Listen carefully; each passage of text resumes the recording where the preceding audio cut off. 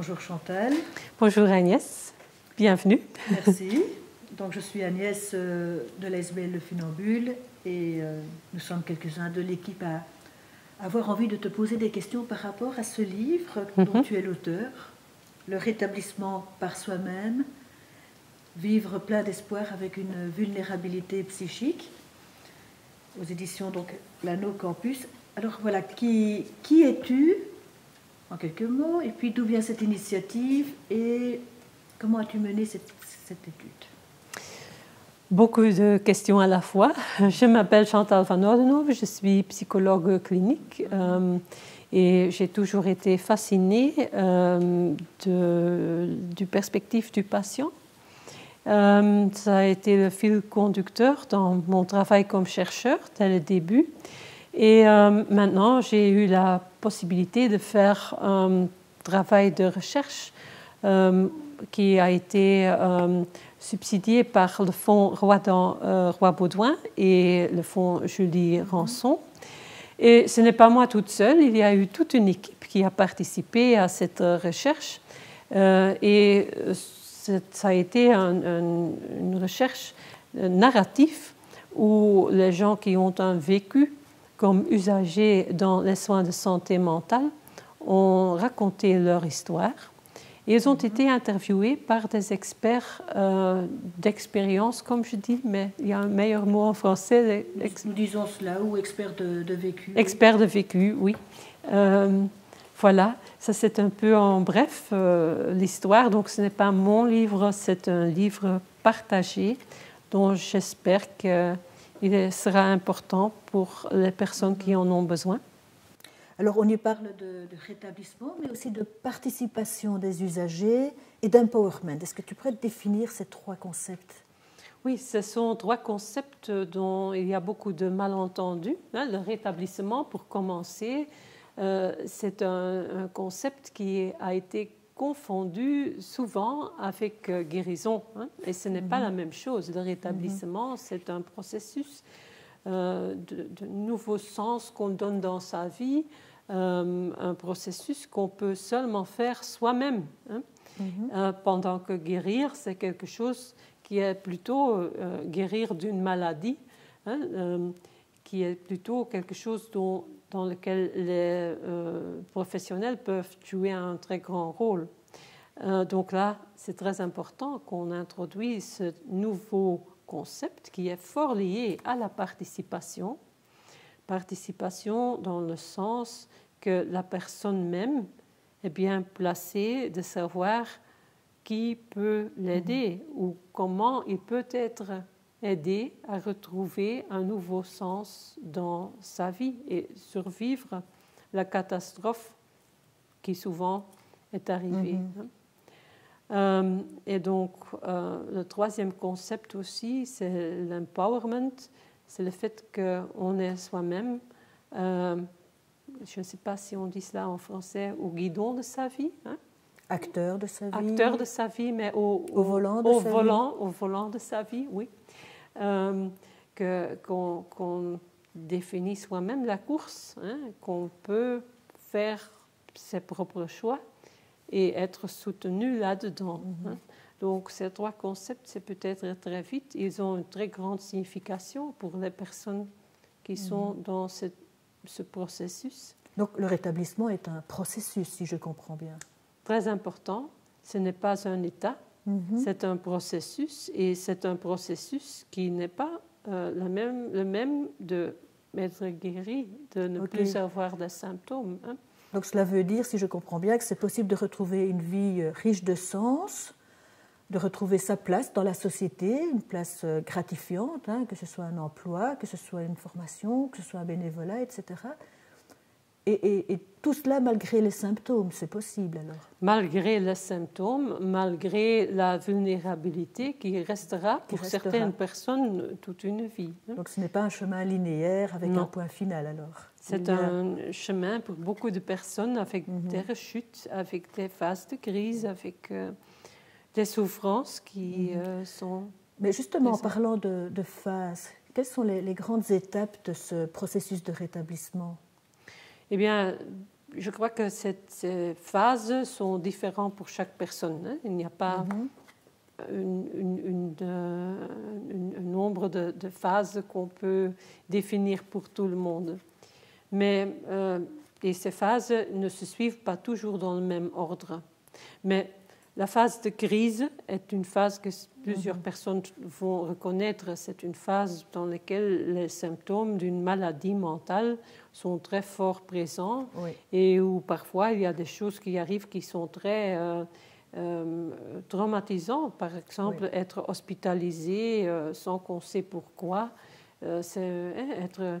Quand nous sommes dans le tunnel. Quand on est dans le tunnel noir. Le désespoir total. C'est ça. Donc ça, le choc de se rendre compte que ce n'est pas comme il faut, c'est une première phase. Puis, petit à petit, on va reprendre le sens ou reprendre un peu d'initiative et se rendre compte de ce qui arrive. Et on va s'orienter un peu sur la maladie, sur les aspects de guérison qui ont aussi une place dans cette phase de crise. C'est ça ce qui est dominant, comment sortir de la crise. Et l'aide médicale, surtout avec des moyens pharmacologiques, est très important. Mais après, ce sera beaucoup plus dans l'échange avec les aidants proches, avec les professionnels, avec aussi souvent un grand rôle pour les experts de vécu. Ce sera très important de reconnaître ce qui est arrivé et comment continuer. Et puis après, ce sera important pour chacun de retrouver ses moyens de participer à la vie quotidienne. Mais souvent, ce sera différent de la phase avant la crise ou avant les premiers signes de la maladie. Et participer comme citoyen, ça peut être beaucoup de choses. Vous avez déjà mentionné l'emploi, la formation, mais aussi avoir un rôle comme membre de famille, par exemple, être la mère de quelqu'un, être le fils ou la fille, c'est très important pour certaines personnes. Ok. Donc, si je comprends bien, la personne retrouve espoir, elle fait l'inventaire de ses forces, de ses limites, et puis petit à petit, elle retrouve des projets de vie, et donc cela fait sens, et elle se retrouve une identité positive, elle se reconstruit petit à petit. Petit à petit, on retrouve une identité positive, souvent à côté des choses qu'on a perdues. C'est aussi une situation de perte, souvent aussi avec un deuil qu'on doit parcourir et qu'on doit travailler là-dedans parce qu'on a souvent perdu beaucoup de choses. Donc c'est retrouver confiance en soi essentiellement. Essentiellement. Et aller de l'avant. Et aller de l'avant, avoir un bout dans sa vie. Aussi, parfois, pour certains gens, la foi a un rôle. Pour d'autres, c'est surtout la participation. Alors, tu as cité l'espoir tout à l'heure, qui est très important au moment où la personne passe du déni, du désespoir, et peut-être qu'un père aidant va lui apporter cette lueur d'espoir. C'est un des éléments clés du processus de rétablissement. Est-ce que tu pourrais en citer d'autres? D'autres éléments clés, j'ai entendu donc le mot espoir, mais est-ce qu'il y a d'autres mots peut-être? Est-ce que les liens, par exemple, est-ce que la relation, c'est aussi un élément clé? Oui, je pourrais vous donner l'exemple, par exemple, une des exemples qui a été décrit dans le livre est celle de Martha, qui décrit très fort où l'aide de son mari et la foi de son mari dans sa phase de crise a pour lui été vraiment très, très important pour retrouver un sens dans sa vie elle-même.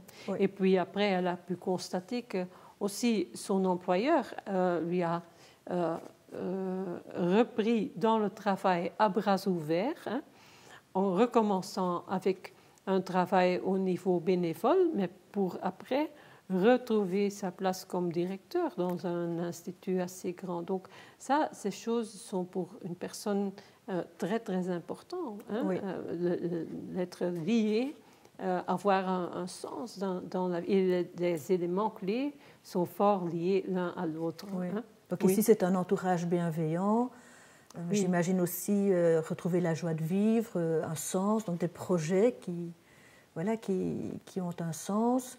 L'empowerment, on en a parlé tout à l'heure, donc c'est important aussi, c'est sans doute un des éléments clés. Et alors, on parlait aussi d'identité tout à l'heure. Justement, moi j'ai une petite question par rapport à cette notion d'identité.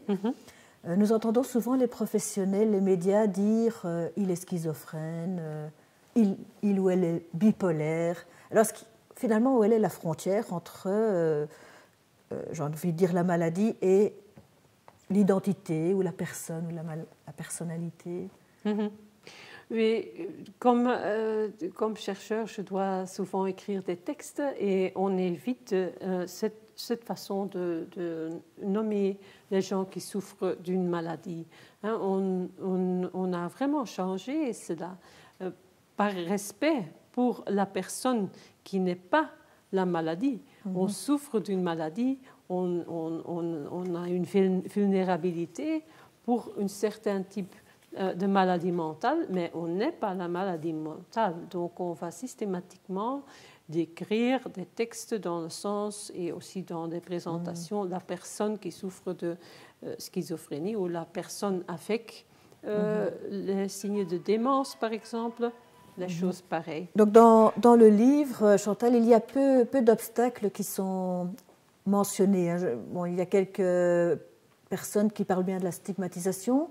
Est-ce que c'est vraiment une volonté au départ de ne parler finalement que des catalyseurs, ce que nous appelons les catalyseurs, les usagers, enfin les leviers en tant qu'usagers? Oui, ça a été vraiment l'objectif de cette recherche narrative. Pourquoi? Bien parce qu'on est convaincu qu'on connaît déjà beaucoup sur les perspectives déficit sur la maladie mentale. C'est la perspective dominante. On a une maladie qui doit être guérie ou on a un handicap qui restera toute la vie et pour lequel on doit recevoir du support. Ce modèle, c'est le modèle dominant et ce qu'on a voulu faire avec ces livres, c'est d'avoir un contrepoids en fait. Et le contrepoids, ce qui m'a inspiré fort sur ce projet, c'est le travail de Mark Hermans. C'est un triathlète belge qui a eu un accident, qui est devenu paralysé, mais qui a dit bien vite après son accident qu'il allait marcher de nouveau, qu'il allait courir de nouveau. Et ce qu'il a fait est vraiment spectaculaire. Il a recommencé sa carrière comme athlète handicapé et il est devenu aussi coach. Donc il est très inspirant pour beaucoup de gens et je trouvais qu'on manque, il y a beaucoup de modèles dans les handicaps physiques, des modèles de rôle, on manquait des modèles de rôle dans les soins de santé mentale et j'ai espéré que je pourrais contribuer par le fait qu'on a fait un tel livre. Mais il est bien clair, c'est correct ce que vous dites, les points faibles sont toujours là, ils sont intégrés dans l'identité de la personne. Oui. Voilà. Alors le Funambule est une association qui propose des groupes de parole pour les personnes qui vivent avec un trouble bipolaire et les proches. Alors ma question c'est, est-ce que tu envisages aussi un projet de livre pour les aidants proches qui ont aussi un chemin difficile, parfois voire même de rétablissement? Voilà, je trouve vraiment que c'est nécessaire d'avoir aussi pour les aidants proches un tel travail avec leur propre vue et vécu du processus de rétablissement. Ce serait vraiment nécessaire de le faire, oui. D'accompagner les personnes qui accompagnent en fait. Oui. Et leur donner les outils qui sont sans doute différents des outils... Ils sont différents, il y a des parallèles je crois, mais quand même... Alors j'ai une dernière question, Chantal. Donc, tu as parlé de recherche narrative avec une équipe formidable. Donc cela a été aussi pour toi un chemin, une aventure humaine. Comment est-ce que tu pourrais illustrer par un mot et une image ce chemin que tu as mené en rédigeant ce livre avec cette équipe? Eh bien, je suis heureuse que tu me le demandes parce que il est bien clair que pour nous, pour notre équipe de recherche, c'était la première fois qu'on a travaillé avec cette façon de narrative où on a demandé aux personnes de faire une photo aussi, de donner des images. Et moi aussi, dans cette époque, dans cette période, j'étais dans une exposition où j'ai trouvé une image que je voudrais utiliser comme cover pour le livre. Oui. Et c'était l'image que vous allez montrer, l'image d'un artiste. Et le mot-clé dans cette image est « hope ». Et les 4 couleurs étaient là. Et c'était une image 3-dimensionnelle qui m'a fort inspirée comme cover de ce livre, mais c'était impossible d'avoir cette image, cette pièce d'art comme cover. Mais les personnes de l'anneau qui ont travaillé sur le cover se sont inspirées sur cette image pour faire l'image du livre. Donc le mot « hope » avec les 4 couleurs très appellant. C'est mon image et mon parole pour ce livre. Merci Chantal.